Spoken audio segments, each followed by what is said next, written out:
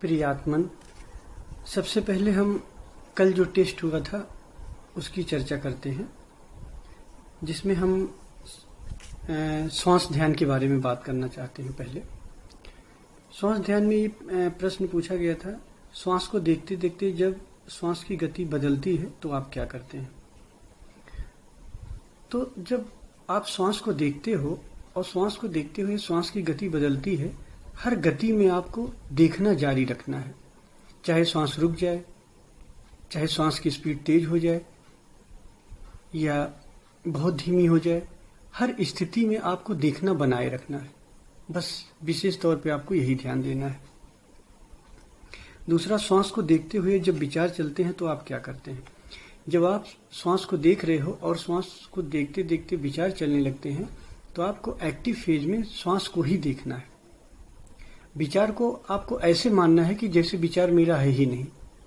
आपको एकदम उससे निग्लेक्ट करना है, उसके प्रति आपको इनर्ट रहना है, उदासीन रहना है। विचार चलता है, चलने दीजिए। आपको श्वास को देखना है तो आप श्वास को ही देखिए। और श्वास ध्यान का तीसरा प्रश्न है, पैसिव फेज में आप क्या करते हैं। पैसिव फेज दोनों में कॉमन है। पैसिव फेज में आप एकदम छोड़ देते हैं, अपनी तरफ से कोई प्रयास नहीं करते हैं, एकदम छोड़ देते हैं। जो होता है, जो नहीं होता है नहीं होता है। अपने आप आपका ध्यान कभी विचार पे चला जाए, कभी श्वास पे चला जाए तो जाने दीजिए, बट अपनी तरफ से आप कोई प्रयास नहीं करेंगे। और दूसरा, विचार ध्यान बेसिक। इसका पहला प्रश्न था, जब आप विचार देखते हैं और विचार चला जाता है तो आप क्या करते हैं।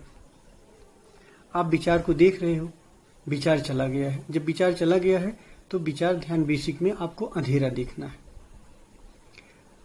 लेकिन लक्ष्य आपका विचार ही होना चाहिए। विचार जैसे आए फिर आपको विचार ही देखना है। विचार चला गया फिर आपको अंधेरा देखना है। अंधेरा सेकेंडरी है, प्राइमरी विचार है। विचार नहीं है तो आप अंधेरा देख रहे हो। दूसरा प्रश्न अक्सर ज्यादातर लोगों ने गलत बताए हैं। इसमें हमने पूछा था, ध्यान में आपको कब अच्छा लगता है। देखिए, जब आप ध्यान करना शुरू करते हो तो ध्यान के दौरान दो तरह का, एक अच्छा अनुभव होता है, एक खराब अनुभव होता है। कभी अच्छा अनुभव होगा, कभी खराब अनुभव होगा।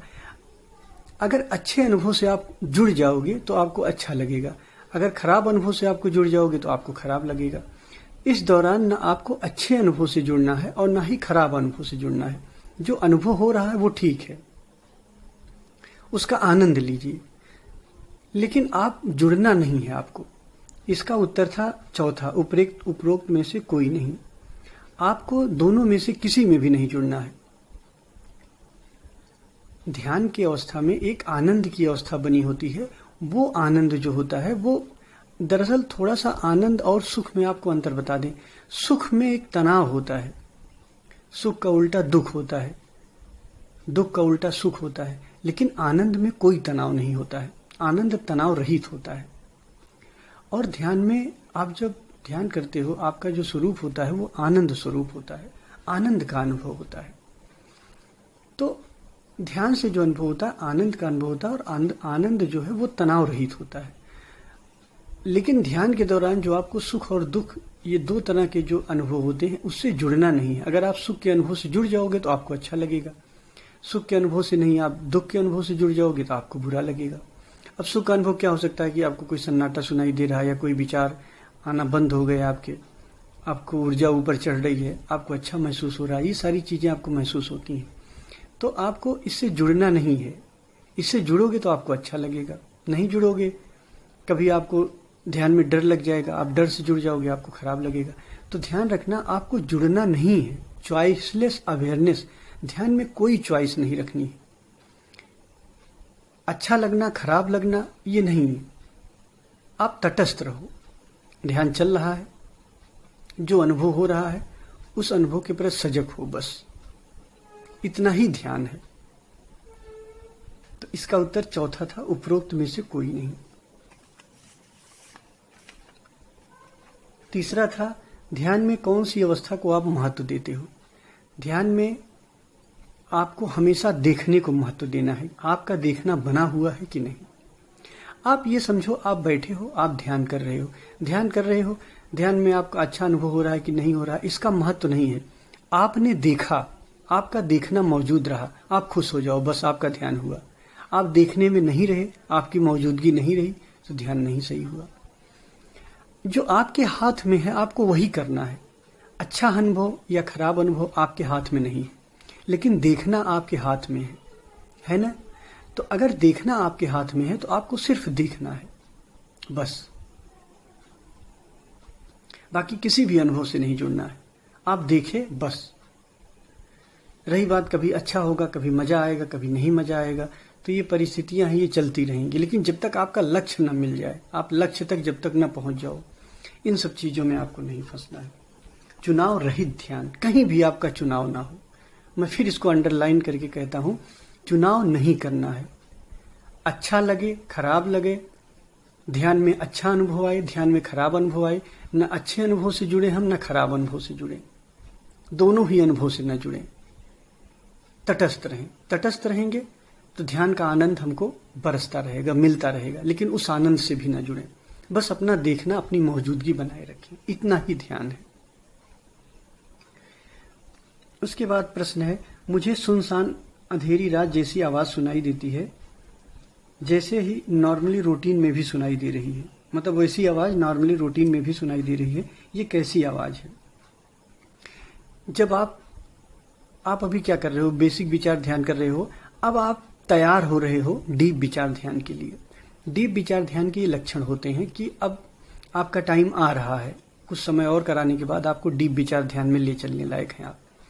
आपको ये जो सुनसान, जिस सन्नाटे की आवाज आती है, ये एक तरीके से सन्नाटे की आवाज है। ये धीरे धीरे आगे चल के अगर ये बढ़ती गई तो यही नाद में बदल जाएगा और ये शून्य जैसी स्थिति बन जाएगी। तो उस समय भी हम आपको क्या करेंगे, आपको एक टाइम ऑडियो से ध्यान कराएंगे, एक टाइम डायरेक्ट आपको ध्यान करना होगा। क्योंकि फिर एक समय बाद आप मेरी आवाज भी नहीं सुन पाओगे। क्यों? क्योंकि जब आप डीप मेडिटेशन में जाओगे और आपको अनाहत नाद और आपका जब स्वयं का अनुभव होने लगेगा, आप वहां तक पहुंचने लगोगे, तो आप बाहर से पूरी तरह कट जाओगे। इसीलिए जब आपको डीप मेडिटेशन में करवाऊंगा, विचार ध्यान डीप जब आप करोगे, तो उसमें आप 2 ऑडियो आपको भेजे जाएंगे। पहले ऑडियो में 2 महीने आपको करने हैं। उस ऑडियो में आप जो है ऑडियो के साथ ध्यान करोगे एक टाइम, और एक टाइम बगैर ऑडियो के करोगे। तो कभी कभी आपको ये ऐसा होने लगेगा कि आप ध्यान करते करते आप सन्नाटा आ जाएगा। सन्नाटे के बाद जब आपको शून्य में आप प्रवेश करने लग जाओगे, तो आपको मेरी आवाज भी नहीं सुनाई देगी।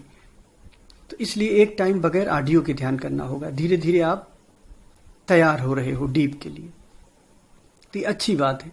वो जो अंधेरी रात जैसी आवाज होती है, वो सन्नाटे की आवाज होती है, और ये बहुत शुभ है सुनाई देना। इससे सिर्फ इतना पता चलता है कि आपका बेसिक विचार ध्यान पूरा होने वाला है। उसके बाद हाँ, एक प्रश्न और है, कुछ प्रश्न आए हैं वो हम ले लेते हैं। अगला प्रश्न है, पति और पत्नी का संबंध क्या है? पति और पत्नी का संबंध बहुत प्रेमपूर्ण होना चाहिए, एक दूसरे को सपोर्ट करना चाहिए। और एक जहां प्रेम होता है, प्रेम में स्वतंत्रता होती है। पति पत्नी को स्वतंत्र करे और पत्नी पति को स्वतंत्र करे। दरअसल हम इस संसार में जो प्रेम करते हैं, हम एक दूसरे को प्रेम करते हैं, ये एक मानने की जो हमारी प्रक्रिया है, उसमें हम कहीं न कहीं वासनाओं को ही प्रेम समझ लेते हैं कि हमारी चाहे इष्ट के प्रति हो, चाहे पति के प्रति हो, चाहे पत्नी के प्रति हो, कि हमारी जरूरतें पूरी होती रहें, तो ये प्रेम है। ये प्रेम नहीं होता है। जिसे हम प्रेम कहते हैं या जिसे हम प्रेम समझते हैं, ये एक तरीके की सौदेबाजी हो जाती है। तो मेरी इच्छा पूरी करो, हम आपकी इच्छा पूरी करें। तो ये कोई सच्चा प्रेम नहीं होता है। प्रेम होता है एक दूसरे को स्वतंत्र करना और एक दूसरे के प्रति समर्पित रहना। अगर उसकी इच्छा कहाँ है, उसकी इच्छा क्या है, उसकी खुशी क्या है, उसके प्रति सम्मान देना। लेकिन एक दूसरे को स्वतंत्र करना सबसे बड़ी शर्त होती है कि एक दूसरे को आप स्वतंत्र रखो, बांधो मत। प्रेम कभी बांधता नहीं, प्रेम हमेशा मुक्त करता है। फिर आपने आगे लिखा है, पति पत्नी यदि स्वयं को जानना चाहते हैं तो क्या दोनों की सहमति जरूरी है? सहमति दोनों की होनी ही चाहिए। अगर मान लीजिए एक की सहमति नहीं हो रही है, फिर भी जो आपका मेन लक्ष्य है वो तो आप पूरा करोगे ही करोगे। और अगर एक दूसरे की सहमति लेनी पड़ रही है तो ये प्रेम कैसा है? ये प्रेम नहीं है भाई। सुख के लिए सहमति अगर है तो सहमति तो होनी चाहिए। आप कोई गलत काम तो करने जा नहीं रहे हैं कि आप किसी की चोरी करने जा रहे हैं, कोई बाहर का कोई बहुत गलत काम करने जा रहे हो।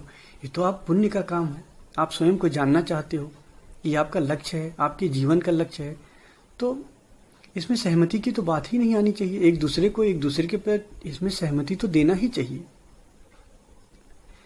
उसके आगे आपने लिखा है, अगर पति स्वयं को जानना चाहता हो और पत्नी नहीं चाहती हो, या इसका उल्टा हो, क्या दोनों स्वयं को नहीं जान सकते हैं? क्या अलग अलग विचारधारा वाले दोनों एक दूसरे के प्रति बाधा हो सकते हैं? ये आपका देखिए, एक्चुअली इस तरह के प्रॉब्लम पर्सनल प्रॉब्लम होती हैं। ये आपको एक दूसरे को समझना चाहिए। अगर विचारधारा अलग भी है तो भी हम एक दूसरे के हित के लिए हमें सोचना चाहिए। पति पत्नी के प्रति सोचे और पत्नी पति के प्रति सोचे कि एक दूसरे का हित बना रहे। प्रेम हमारी खाली वासना ही ना हो कि हम अपने कार्य करा लें बाहर के या किसी तरीके का, या हम प्रेम के सहारे उसको बांध रहे हों। ऐसा नहीं करना है, उसको स्वतंत्र करना है, चाहे पति हो पत्नी के लिए या पत्नी हो पति के लिए। क्यों? क्योंकि स्वयं को जानना तो हर किसी का जन्म सिद्ध अधिकार है। आप किस लिए यहाँ आए हो? स्वयं को जानने के लिए आए हो, तो किसी को रोकना नहीं चाहिए इस जानने से। अगला प्रश्न है, बुद्ध स्वयं की खोज में पत्नी और घर छोड़ के चले गए थे और वो स्वयं को जान पाए, पर यदि एक स्त्री ऐसा करती है तो लोग उसे चरित्रहीन समझते हैं। ऐसा क्यों? क्या किसी स्त्री के मन में स्वयं को खोजने की जिज्ञासा नहीं हो सकती है?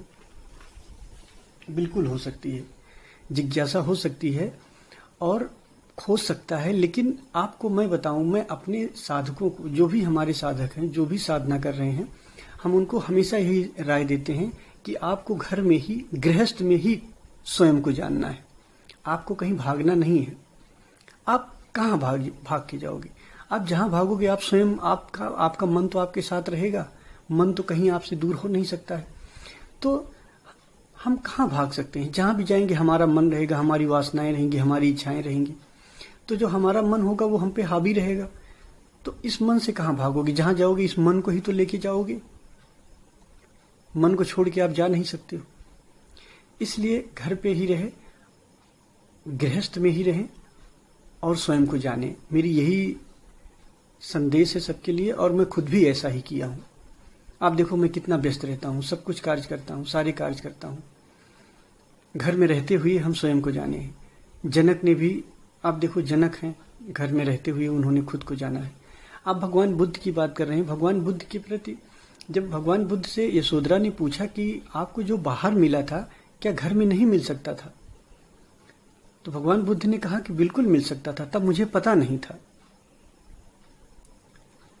उनको कोई बताने वाला नहीं था। आपको तो बताने वाला है, आपको सब पता चल रहा है, आपको बताया जा रहा है, तो आपको कहीं छोड़ के जाना ही नहीं है। और फिर जब बुद्ध घर छोड़ के गए थे तो बुद्ध नहीं थे, सिद्धार्थ थे। और सिद्धार्थ के पिताजी, आप तो जानते हैं सिद्धार्थ के पिताजी कैसे थे। ऐसे एकदम माहौल उनको रच रखे थे कि वो बिल्कुल उनको नहीं जानने दे रहे थे जो जानना चाह रहे थे। हर जगह एक तरीके से उनको बांध के रख रहे थे कि नहीं वो राज ही करें। वो प्रेम नहीं कर रहे थे, वासना में ही पड़े हुए थे कि हमारा लड़का है तो राज संभालेगा, हमारी वासनाओं को पूरा करेगा। लेकिन सिद्धार्थ के पिता सिद्धार्थ के बारे में नहीं सोचे कि ये किस लिए आया, इसकी क्या इच्छा है, इसलिए उनको जाना पड़ा। पर हम आपको समझाने के लिए हैं, आप जहां हो वहीं मैं आपको बता रहा हूं। अब तो ऐसी टेक्नोलॉजी है कि आप बैठे बैठे, आप कहां बैठ के हमारी बातें, हमारे सत्संग आप सुन रहे हो। बुद्ध के समय में तो ये नहीं था। आप मोबाइल पे बैठे बैठे वहां से आप सुन रहे हो, आप ऊर्जा दर्शन बराबर पा रहे हो, हर कुछ पा रहे हो। तो आपको ऐसा सोचना ही नहीं चाहिए हम कहीं और जाके भाग जाएं और भाग के साधना करें, क्योंकि आप कहीं भी भागोगे आप स्वयं से भाग नहीं सकते हो। जहां भी जाओगे आपका मन आपके साथ रहेगा। इसलिए संसार में रहते हुए भी संसार के प्रति आसक्ति खत्म कर दो। संसार से विमुक्त हो जाना, इसका मतलब ये होता है कि संसार के प्रति आसक्ति न रहे। आप कार्य कर रहे हो लेकिन आसक्ति नहीं है। आप जुटे हो, आप ऑफिस जा रहे हो, कार्य कर रहे हो, खेल की तरह करो इसको, इसमें जुड़ो मत। अगर इसके प्रति आपको आसक्ति नहीं रहेगी तो आपका घर ही हिमालय हो जाएगा, आपका घर ही एकांत हो जाएगा। एकांत हमारे मन की अवस्था होती है। हम भीड़ में भी रह के, आप जंगल में भी आप जाओ तो जंगल में भी आप भीड़ में हो सकते हो, भीड़ तो आपके विचार आपके मन में है। और शहर में आप हो, घर पे आप हो, यहां भी आप एकांत हो सकते हो, आपके मन के विचार खत्म हो जाए। कोई भी व्यक्ति आपको तब तक परेशान नहीं कर सकता है जब तक आप न चाहो। आप उस परेशानी को अगर अपने भीतर नहीं लेते हो तो आपको कोई नहीं परेशान कर सकता है। इसलिए आप जहां हो वहीं रहो और ध्यान करो। अगला प्रश्न है, ध्यान का अनुभव किसी को बताना नहीं चाहिए या कहते हैं कि गुरु को ही बताना चाहिए? देखिए, ध्यान का अनुभव इसलिए मना किया जाता है किसी को बताने के लिए, क्योंकि आप अगर किसी और को बताओगे जिसके बारे में, जो आपके इस ध्यान के बारे में ना जानता हो, तो वो आपको डरा सकता है कि आप पागल हो रहे हो, आपको ये क्या हो रहा है। भाई, ध्यान में होगा क्या? ध्यान में आपकी ऐसी ऐसी बातें होती हैं कि बड़ी अजीब सी लगती हैं। तो उस बात को अगर किसी अजनबी से, किसी ऐसे व्यक्ति को बताओगे जो उसके बारे में नहीं जानता, तो आपको डरा देगा, कहेंगे तो बड़ा खतरनाक मामला है, ये ऐसा हो रहा वैसा हो रहा, तो आप डर जाओगे तो और आपका ध्यान अच्छा नहीं हो पाएगा। इसलिए साधक को बताना चाहिए, जो आपके गुरु भाई हैं, जो आप सब लोग मिल के साधना कर रहे हो, आपस में शेयर कर सकते हो। इसीलिए हम आपसे कहते हैं अपने अनुभव ग्रुप में ही शेयर करो, एक दूसरे का सपोर्ट मिलता है, एक दूसरे को लगता है हाँ यार यही तो मुझे भी हो रहा है, तो लगेगा यार बात सही है, रास्ता सही है। और या फिर गुरु को बताओ। उसके आगे आपने लिखा है, क्रोध का ध्यान से क्या संबंध है? क्या ध्यानी व्यक्ति को क्रोध नहीं आता? देखो बेटा, क्रोध बेहोशी में आता है। जैसे आपका होश का लेवल गिरेगा, आप जैसे जैसे बेहोशी की तरफ जाओगे, क्रोध बढ़ता चला जाएगा। क्रोध क्या? काम, क्रोध, मोह, लोभ, जितनी आपकी वासनाएं हैं, ये सब तभी उठती हैं जब आपका होश का लेवल गिरता है। जैसे जैसे आपका होश का लेवल बढ़ता जाएगा, आप विश्वास करो, आपका क्रोध एकदम विदा होता चला जाएगा। ध्यान से क्रोध का बहुत संबंध है। जैसे अंधेरे का प्रकाश से क्या संबंध है? जैसा प्रकाश आता है और अंधेरा विदा होता चला जाता है। प्रकाश आया, अंधेरा चला गया। अंधेरे को कैसे हटाओगे? प्रकाश ला के ना। ऐसे क्रोध, काम, मोह, लोभ, क्रोध को आपको कैसे हटाना है? होश को बढ़ा के।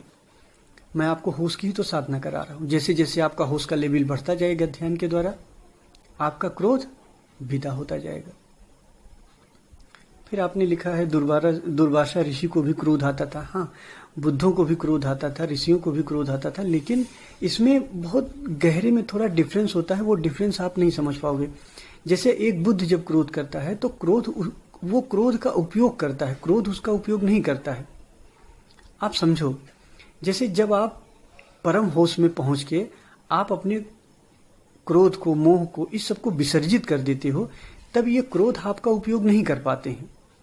उस कंडीशन में अगर आप बुद्ध हो तो आपको भी तो क्रोध का उपयोग करना होगा। कभी अगर मान लीजिए किसी को, आपके एक बच्चे को डांटना है, या किसी कोई गलती कर रहा है, किसी शिष्य को डांटना, किसी को अभी आपको डांटना, बोलना है, तो आप क्रोध का उपयोग करोगे।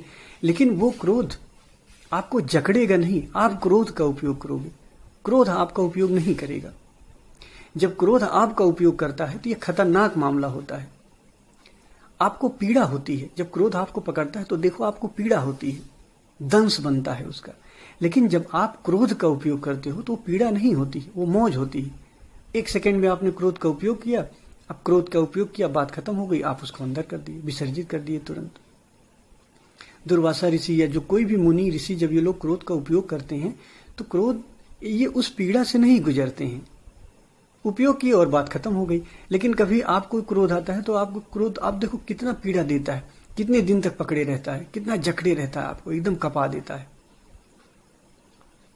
तो ध्यान के द्वारा ऐसी, आप जब परम अवस्था को आओगे, परम अवस्था को पाओगे, तो आप क्रोध का उपयोग कर पाओगे, आप काम का उपयोग कर पाओगे। काम, क्रोध, मोह, लोभ, कृष्ण भी कर रहे हैं सारी चीजों का उपयोग, एक आम आदमी भी कर रहा है, लेकिन दोनों में डिफरेंस है।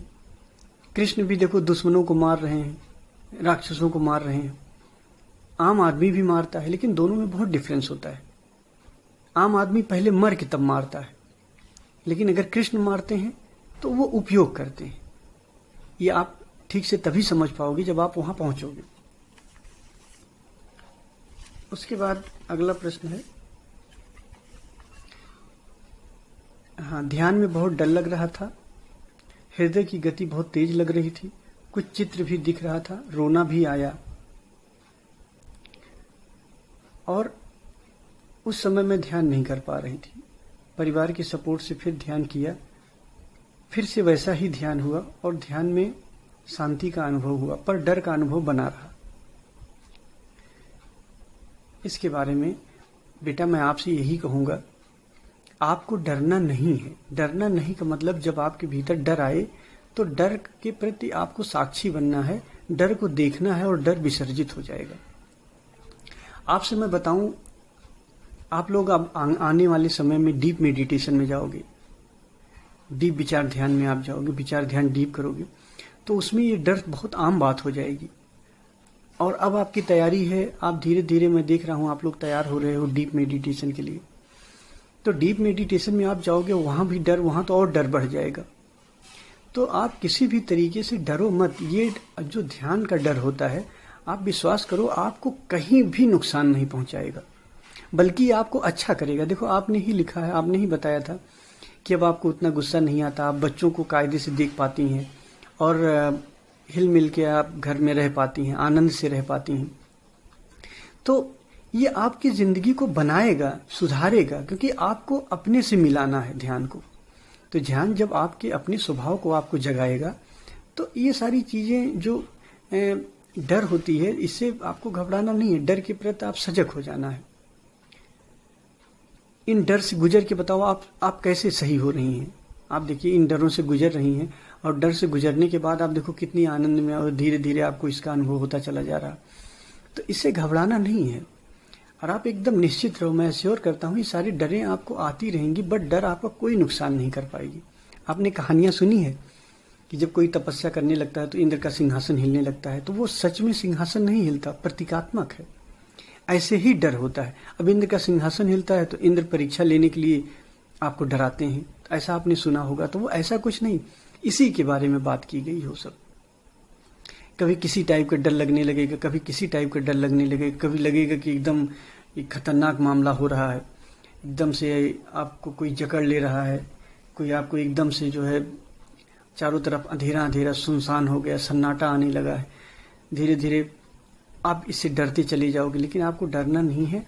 इसके प्रति जब डर आए तो इसके प्रति सजग होना है। और ये मेरी बात याद रखना है कि आपको या तो आप समझ से करो या तो इस डर को देख के करो। अगर आप डर को देख नहीं पा रहे हो तो आप समझ से करो। आप समझो कि ये डर आपका कोई नुकसान नहीं कर सकता है, बल्कि ये डर आएगा और चला जाएगा। कभी डर आएगा, कभी अच्छी चीजें आएंगी, कभी निडरता, निर्भय, निर्भीकता भी आपको आएगी। तो इससे डरना नहीं है।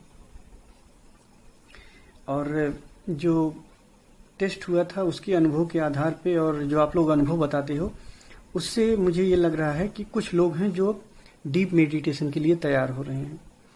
इसमें जैसे स्वामी योग चिन्मय जी हैं, इनकी स्थिति ठीक है। आप डीप मेडिटेशन में आने वाले समय में जा सकते हैं, आने वाले समय में आप करोगे। अमिता सिंह जी हैं और कुछ हद तक पूजा जी भी कवर कर ले रही हैं, लेकिन अभी थोड़ा टाइम है आपको।